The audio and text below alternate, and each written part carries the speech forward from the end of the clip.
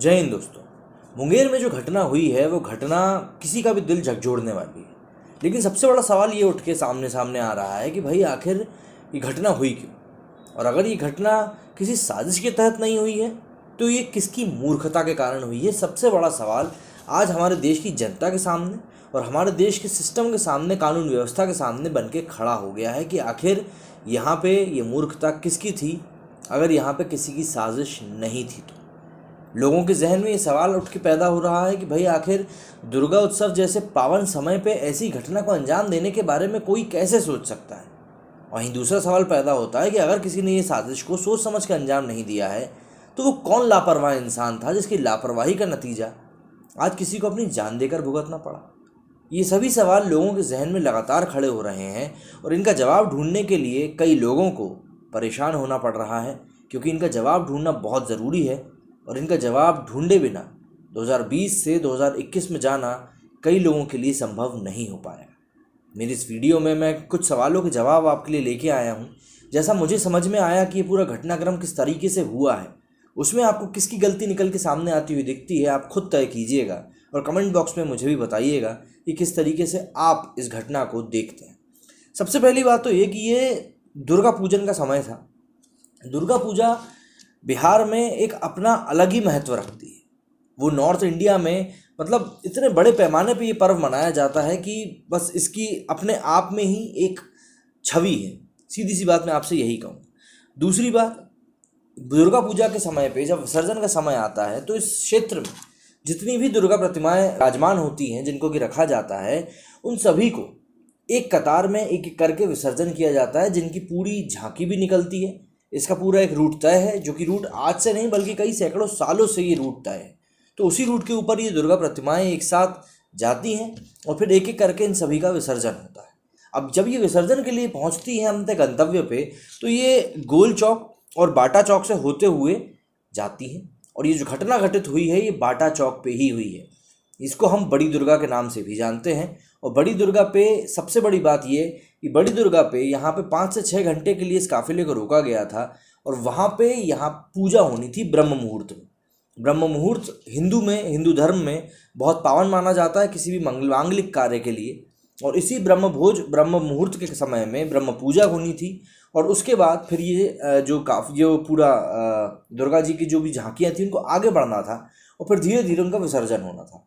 और सबसे बड़ी बात ये कि ये जो पूरा समय होता है ये काफ़ी रात का समय होता है, मतलब सुबह के करीब 3 से सुबह के 5 बजे के बीच का समय होता है। तो ये समय काफ़ी ज़्यादा, देखिए आपको ये चीज़ समझनी पड़ेगी कि ये टाइम इसलिए से इम्पॉर्टेंट है यहाँ पे क्योंकि उस वक्त में काफ़ी लोगों को क्या चीज़ समझ में आई है नहीं आई है, क्योंकि आधे से ज़्यादा लोग उस समय नींद के आगोश में जा रहे होते हैं क्योंकि वहाँ पे इंतज़ार की घड़ी बढ़ रही होती है।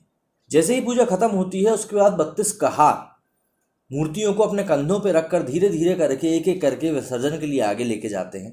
ये प्रथा भी कई सालों से चली हुई आ रही है और इसकी इनकी स्पेशलाइज्ड फैमिलीज होती हैं जो ये काम करती हैं। अब यहाँ पे जो सबसे बड़ी गलती निकल के सामने आती हुई दिखाई देती है वो ये कि इलेक्शन कमीशन ने जो इलेक्शन की यहाँ पे डेट्स रखी थी वो विजयदशमी जो कि 25 दिसंबर को पूरे देश में मनाई गई, लेकिन सोचने वाली बात और समझने वाली बात यह है कि कई सारी जगहों पे विजयदशमी 26 तारीख को भी मनाई गई।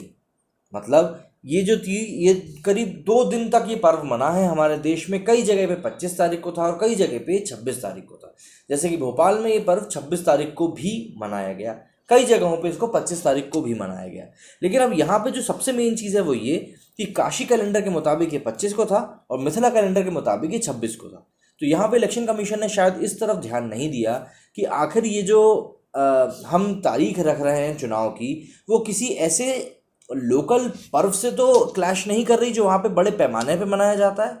इस बारे में ध्यान देने के लिए आपको वहाँ पे किसी न किसी लोकल ऑफिसर को ये चीज़ बतानी चाहिए थी कि भाई वहाँ पे इतना बड़ा त्यौहार इस तारीख को मनाया जाता है और उसके साथ हम इलेक्शन को क्लैश नहीं कर सकते, नहीं तो बहुत बड़ी समस्या हो सकती है। अब समस्या कहाँ से खड़ी होना शुरू हुई? समस्या ऐसे खड़ी हुई कि भैया मूर्तियां रखी हुई थी ब्रह्म मुहूर्त में ब्रह्म भोज ब्रह्म पूजा के लिए, और ऐसे में जब पुलिस को दिखा कि नहीं यार यहाँ पे तो समय ज़्यादा लग रहा है, क्योंकि उनको ये पूरा काम जल्दी ख़त्म कराना था, क्योंकि चुनाव भी सामने खड़े हुए थे और चुनाव के ही मद्देनज़र वहाँ पे बाहर से सीआरपीएफ का भी बल आया हुआ था, जिनको कि वहाँ के लोकल त्योहारों के बारे में और वहाँ के लोगों की मान्यताओं के बारे में, भावनात्मक जुड़ाव के बारे में ज़्यादा जानकारी थी नहीं।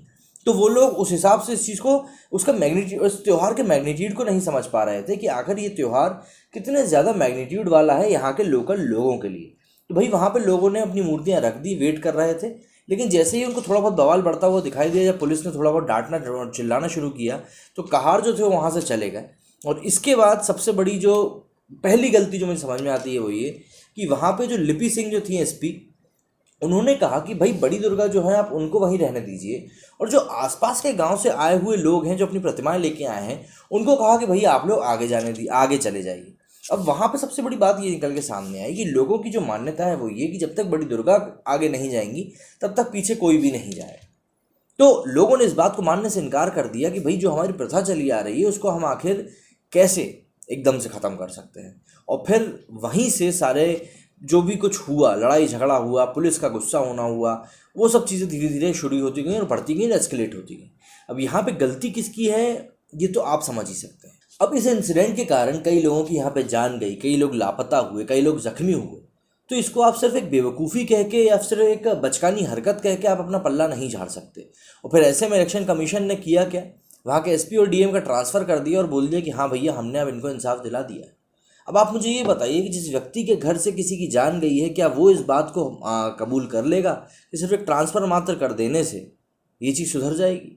क्या वो ये नहीं कहेगा कि भैया मुझे न्याय चाहिए? आखिर दुर्गा पूजा में जाने के अलावा मेरा मतलब दुर्गा पूजा में जाना क्या मेरा कोई जुर्म था जो मुझे वहाँ जाने की सज़ा मिली? और आप ट्रांसफ़र करके एक मौकरी बना रहे हो उस पूरे केस की कि भाई क्या चल रहा है। और फिर उसके बाद वहाँ के कई पत्रकारों ने जो रिपोर्टिंग करी है उसमें ये खबरें भी निकल के आई हैं कि कई लोगों को थाने में बंद करवा दिया गया, उनको गन्स दे दी गई और एक कुछ नई ही थ्योरी डेवलप कर दी गई कि वहाँ पे मौजूद लोगों ने ही आपस में गोली चलाना शुरू कर दी थी। लोकल रिचुअल्स का वहाँ पे बिल्कुल भी ध्यान रखा नहीं गया, वहाँ पे लोकल लोगों की वैल्यू का बिल्कुल भी ध्यान रखा नहीं गया कि उनके लिए आखिर जो पूरा वो कार्यक्रम हो रहा है उसकी आस्था किस लेवल की है। और फिर ऐसे में आपने फिर लाठी चार्ज करवा दिया, फिर गोली किसने चलाई इस पर अभी संशय है, लेकिन लोग समझ पा रहे हैं कि आखिर गोली चलाई किसने होगी।